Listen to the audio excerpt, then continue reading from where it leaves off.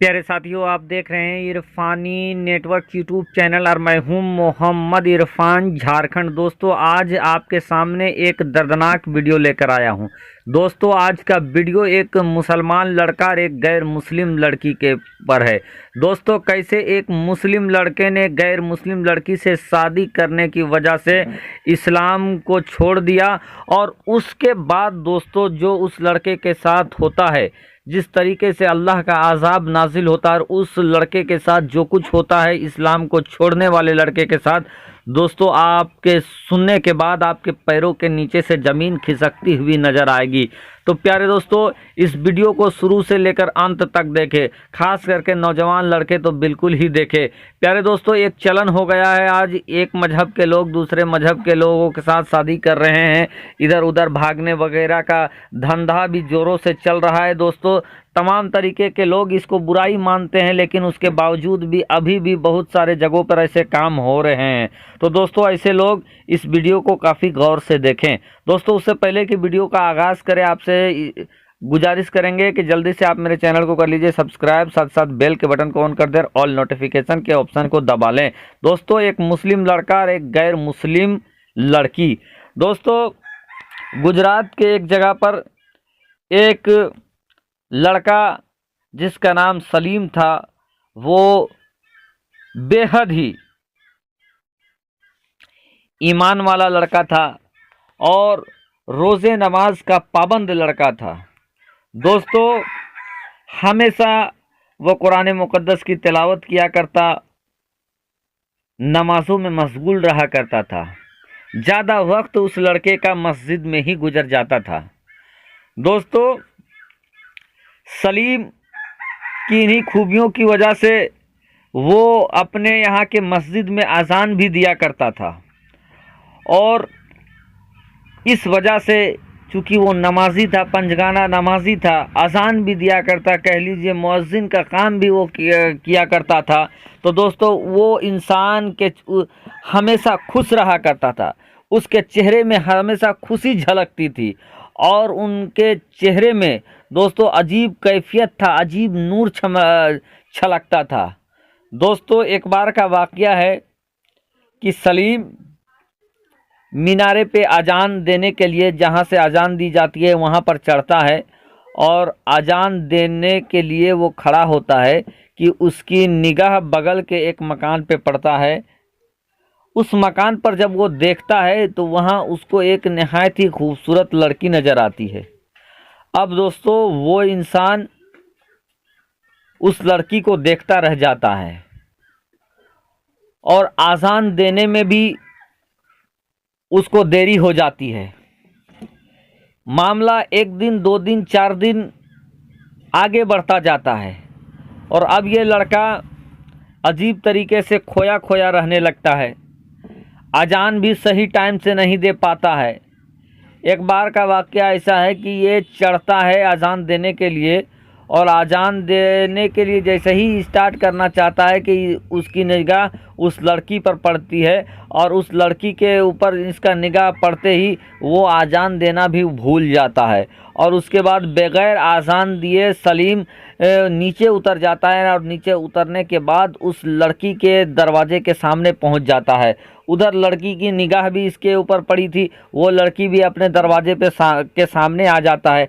अब ये सलीम बग़ैर आज़ान दिए उस लड़की के सामने चला जाता है और उसके साथ वो जो मामला रहता है वो पूरा मामला उस लड़की के सामने रख देता है। पूरा मामला सुनने के बाद वो लड़की कहती है कि इंसान, तुम तो एक मुसलमान हो और क्या तुझे ये मालूम नहीं है कि मैं एक गैर मुस्लिम हूँ और तुम्हारा और मेरा कैसे रिश्ता हो सकता है। तो मैं किसी भी हाल, लड़की कहती है कि मैं किसी भी हाल में अपना मजहब नहीं छोड़ सकती हूँ और तुम चूँकि मुसलमान हो तो तुम्हारा और हमारा रिश्ता हो नहीं सकता है। दोस्तों, जब इतना सुनना था कि सलीम ये कहता है कि सुनो, मैं तुमसे मोहब्बत करता हूँ और मैं तुमसे शादी करना चाहता हूँ और अगरचे तुम अपना धर्म नहीं छोड़ सकती हो, तुम हिंदू धर्म नहीं छोड़ सकती हो, लेकिन मैं तुमसे शादी करने के लिए अपना मजहब छोड़ दूंगा और दोस्तों उसके बाद जो इंसान अजान दिया करता था, जो इंसान नमाज़ें पढ़ा करता था, पंजगाना नमाज़ें पढ़ा करता था, इस कदर वो गाफिल हुआ कि उसने मजहब इस्लाम को छोड़ दिया। दोस्तों मजहब इस्लाम को जब इस सलीम ने छोड़ दिया शादी के चक्कर में दोस्तों, तो इसकी खबर उसके घर वालों को पड़ जाती है। अब उसके घर वालों को जैसे ही खबर पड़ता है कि आपके बेटे ने एक गैर मुस्लिम लड़की के खातिर उस गैर मुस्लिम लड़की से शादी करने के लिए इस्लाम मजहब को छोड़ दिया है, तो अब उसके घर वाले यानी सलीम के घर वाले उसको घर से निकाल देते हैं। दोस्तों जब घर से उसको निकाल देते हैं तो वो लड़का लड़की के घर चला आता है। लड़की भी अपने परिवार वालों को ये बताता है कि ऐसा ऐसा मामला है, ये मुझसे शादी करना चाहता है। ये गैर मुस्लिम था लेकिन इसने मेरे से शादी करने के लिए इसने अपना मजहब को छोड़ दिया। तो दोस्तों उस लड़की के घर वालों ने सलीम को यानी उस लड़के को जिसने मजहब इस्लाम को छोड़ा था उसको अपने घर में रहने का इजाज़त दे दिया। अब ये लड़का उसके घर में रहने लगा। दोस्तों उसी के घर में रहने लगा। एक दिन ऐसा भी आता है कि उसके घर वाले उस लड़की और इस सलीम के साथ उसकी शादी के लिए एक तारीख का तय कर देते हैं।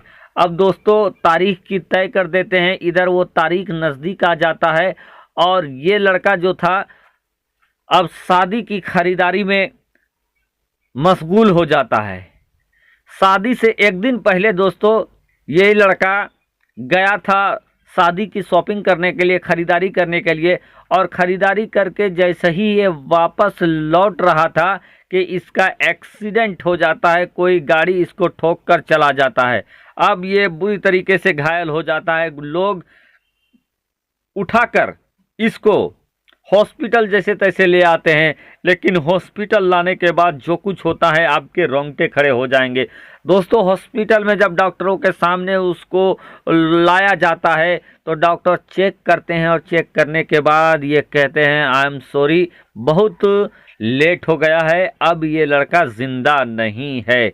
यानी दोस्तों उस लड़के ने मोहब्बत के खातिर अपने धर्म को छोड़ा, लेकिन वो शादी भी नहीं कर सका और उसकी मौत भी हो गई कुफ्र के हालत में। तो दोस्तों आपने देखा कि जिस शादी के लिए उसने मजहब इस्लाम को छोड़ दिया वो शादी भी नहीं कर सका और उसकी मौत भी हुई।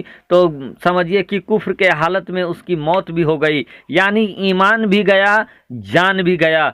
दोस्तों इस्लाम मोहब्बत सिखाता है।